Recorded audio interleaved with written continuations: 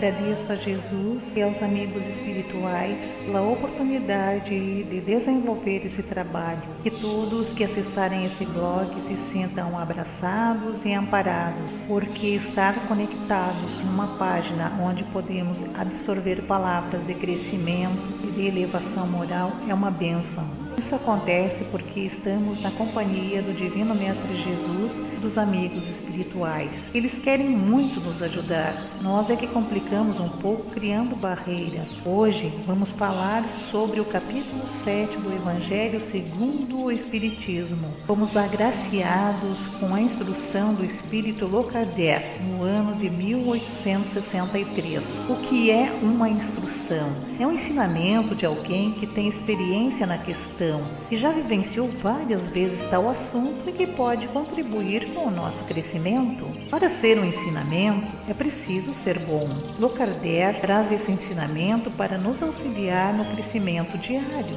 Allan Kardec era filho de pais religiosos que se criou em meio dos ensinamentos e se deixou levar numa determinada reencarnação pelo orgulho. Isso aconteceu porque ele teve fé cega. A doutrina nos ensina que temos que ter uma fé racional. Devemos seguir os ensinamentos que estão nas obras básicas, no Pentateuco da doutrina. E nós sabemos, através dessas obras, que a sabedoria se esconde atrás da humildade. Com fé, nós vamos vencendo as nossas imperfeições. O que aconteceu com Allan Kardec? Durante uma determinada existência, ele se deixou levar pela fé cega. Assim que desencarnou, chegando no plano espiritual, não encontrou tudo aquilo que aquela fé cega lhe havia ensinado. Ficou decepcionado porque não encontrou o céu. Quando teve a oportunidade de reencarnar novamente, foi um ateu, não enxergava as manifestações divinas em nada.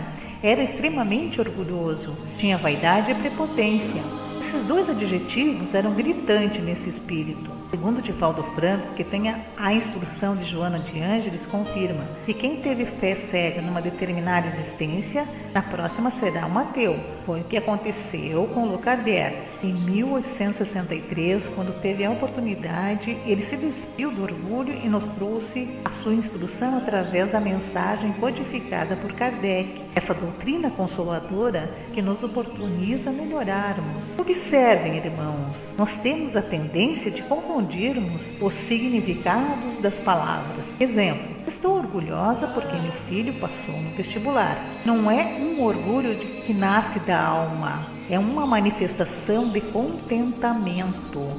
Hoje encontrei uma amiga muito humilde. Ela mora numa vila e sua casa é muito pobre. Ser desprovidos de bens materiais não é ser humilde, é ser pobre. A humildade, meus queridos irmãos, é a nobreza da alma. Como saber se temos orgulho ou se somos humildes? A questão 919 do Livro dos Espíritos, Kardec pergunta: qual é o meio mais prático e eficaz para se melhorar nesta vida e resistir aos arrebatamentos do mal? E um sábio espírito da antiguidade responde: conhece-te a ti mesmo. Vamos refletir sobre essa resposta e vamos nos questionar: eu me conheço? Eu sei sobre mim? Se algum familiar sempre diz que somos orgulhosos, prepotentes, vaidosos, devemos ficar em alerta. Vamos pensar um pouco. Quando nos deparamos com alguém que julgamos orgulhoso, de atitude infeliz, devemos nos autoavaliar. Eu faço o que essa pessoa faz? Se tivermos a humildade de olhar para os nossos defeitos, estamos no caminho certo. Muitas vezes, irmãos, o nosso orgulho é tanto que nos veste de humildade e não nos deixa conhecer a verdade. Para que isso não aconteça, vamos fazer um projeto para nossas vidas, porque cada um de nós tem uma meta de crescimento espiritual. Vencer as más tendências, as más inclinações, as doenças da alma são desafios que devemos enfrentar. Temos o exemplo do alcoólatra. Depois de beber muitos anos, de repente, ele se despe do orgulho e aceita que o seu alcoolismo é uma doença e ele vai procurar a cura. Assim somos nós. Se não olharmos para o nosso interior e observarmos que somos doentes, não vamos obter a cura. Hoje, irmãos, quantas vezes fomos orgulhosos? E a humildade, será que estamos exercitando? Mas não é aquela humildade que quando vivenciamos um desentendimento, baixamos a cabeça e ficamos calados. É aquela humildade mais profunda que vem lá do espírito. Saber se calar durante um atrito, saber ouvir, ser compreensivos para com as faltas alheias, saber perdoar, são atitudes louváveis. Observem que a palavra humildade tem grande força.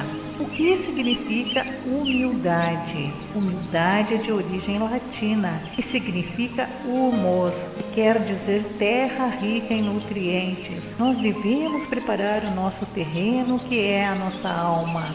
Vamos retirar dos nossos corações essa erva daninha chamada orgulho, que está impedindo que essa planta maravilhosa que se chama humildade floresça em nós. Com resignação, fé e coragem, confiando no amparo divino, vamos encontrando um meio mais eficaz para nos tornarmos melhores. Somos verdadeiros alunos que precisamos estudar muito. Estudar no sentido de se melhorar como ser, estudar a nós mesmos, olhar para o nosso interior, estudar as nossas faltas e defeitos. Não podemos deixar para retomar nas futuras encarnações as mesmas lições. Nós temos a tendência para as coisas más, as quais nos fazem sofrer. Irmãos, Jesus tem uma proposta: ame o teu próximo como a ti mesmo. Se pensarmos assim, com certeza as nossas provas e dores serão bem mais amenas, porque teremos fé que Jesus está conosco. E aí compreenderemos que as nossas provas e dores são crescimento para passarmos de ano. Sempre devemos nos perguntar diariamente quem somos. Que sofremos é porque somos orgulhosos. Muitas vezes colocamos a culpa do nosso sofrimento em nossos obsessores. O orgulho não nos deixa ver as enfermidades de nossas mentes. Nós precisamos ter esse discernimento. A ciência está aí para nos ajudar. Vamos deixar florescer a humildade em nós. Vamos trabalhar juntos. Com fé podemos vencer esse mal que retarda a nossa evolução. Precisamos tentar nos melhorar sempre, mesmo que ao nosso olhar seja muito difícil vencer os obstáculos. Pergunto, quem sabe tocar violão? 1, 2, todos gostam de tocar violão?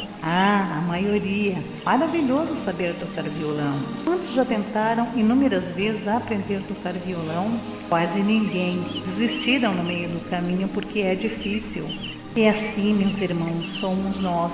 Dizemos que as pessoas com as quais convivemos são difíceis, clamamos sempre. Fulano é orgulhoso, é tão difícil conviver com ele, socorro, meu Deus. Se nós pensarmos assim, criaremos muito mais barreiras para vencer essa dificuldade. Precisamos sim lutar contra o orgulho para que possamos ser felizes. Não vamos nos deixar enganar. O orgulho nos cega, a vaidade nos ludibria.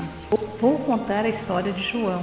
João foi muito orgulhoso, mas era dedicado, religioso, bom pai de família, honesto. Todas essas qualidades ele havia adquirido em sua existência. Quando João desencarnou e quando teve a oportunidade de reencarnar novamente, ele recebeu uma cruz. Na fila onde ele estava para reencarnar, havia muitos espíritos, cada um com sua cruz. Só que uns tinham ganhado uma cruz pequena e João foi o único que ganhou uma enorme cruz. Ele já começou a pensar, por que será que todos ganharam uma cruzinha e só eu ganhei essa enorme cruz? E seguiram, andaram, encontraram muitos obstáculos e João estava cansado de carregar aquela enorme cruz. Quem tinha a cruz pequena disparou na frente e João seguiu firme, arrastando a sua cruz. O caminho era plano. Ele olhou lá no horizonte, observou que algumas daquelas pessoas que haviam saído na sua frente estavam paradas. Ele pensou, ué, o que será que houve? Alguns estão voltando, outros estão parados observando. João prosseguiu com o peso da sua cruz. Chegando lá, logo viu um imenso precipício. Imediatamente, lágrimas de agradecimento ao Senhor rolaram pelo seu rosto. Compreendeu que aquela enorme cruz que havia ganhado era para passar aquele obstáculo que havia atravessado o seu caminho. Assim, meus irmãos, são as coisas que acontecem em nossas vidas. Às vezes choramos, praguejamos, reclamamos, achamos que somos as criaturas mais infelizes do mundo. Se temos as nossas dificuldades é porque temos condições de carregarmos as nossas cruzes. Tem um dito popular que muitos de vocês conhecem: Deus nunca dá a cruz superior às nossas forças. É uma grande verdade. Se tivermos fé, nem sentimos, e o tempo passa tão depressa. E de repente vem a noite, e em seguida amanhece, e aquelas preocupações, aquelas dificuldades, aqueles problemas vão passando, vão sendo esquecidos, e de repente passaram. E nós pensamos: poxa vida, nem parece que tive forças para passar por todas aquelas dificuldades. Graças a Deus, devemos dizer sempre que Jesus nos abençoe e muita paz a todos vocês, queridos irmãos. Que assim seja.